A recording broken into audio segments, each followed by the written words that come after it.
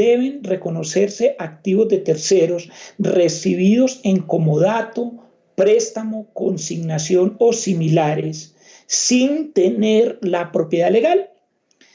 Bueno, en realidad no se deben reconocer los activos que yo uso y que son de terceros sin tener la propiedad legal. Quien recibe activos en comodato o en usufructo no puede reconocer estos activos porque así lo dijo el Consejo Técnico en el concepto 172 de 2015 y lo dijo también la Contaduría General de la Nación en un concepto que es el 0162, luego 4 ceros, 34721.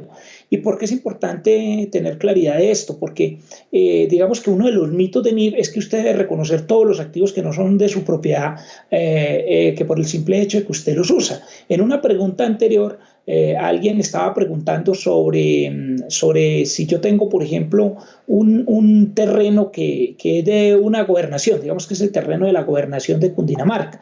Y ese terreno se lo entregó a Colsubsidio, que fue un caso que tuve directamente, se lo entregó en comodato a 20 años. Entonces existía, digamos, como ese mito de que, según el cual el que tenía que reconocer este activo era el que lo estaba supuestamente usando, pero en realidad esto genera una problemática porque cuando le enviamos una carta a la gobernación para preguntarle si si ellos le iban a dar de baja, ellos dijeron nosotros no le vamos a dar de baja porque se nos generaría un detrimento patrimonial.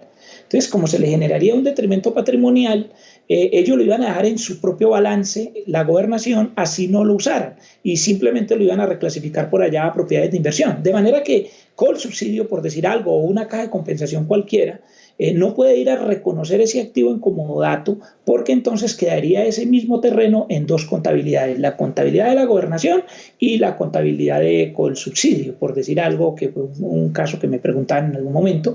Y lo mismo nos pasó en varias cajas de compensación familiar donde implementé la NI, como en Confavoy, como en la caja de Confamiliar Risaralda o con Fenalco Nariño, perdón, Quindío, sí, donde pasa más o menos lo mismo, tiene una cantidad de activos en comodato y no se reconocen en su balance de acuerdo con el concepto 172 de 2015. Esto es uno de los mitos de NIF. Incluso por allá le dijeron a unas prenderías que si reciben bienes en garantía y ellos pagan los seguros de esos bienes que reciben como en prenda, que entonces tenían que reconocerlos ellos, que porque ellos eran los que lo tenían controlado. No, en realidad esto no es cierto.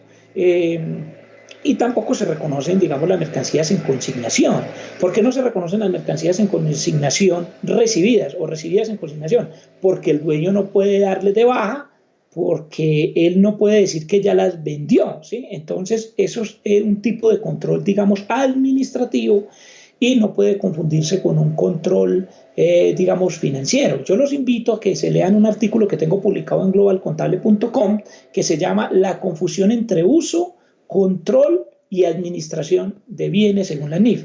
La confusión entre uso, control y administración, creo que así se llama. ¿Y por qué es tan importante? Porque es que hay gente que está confundiendo este tema. Por ejemplo, les decía en la pregunta anterior que las neveras de Postobón que ponen en las tiendas de barrio, no es cierto que Postobón les deba dar de baja y que los deba reconocer el de la tienda de barrio.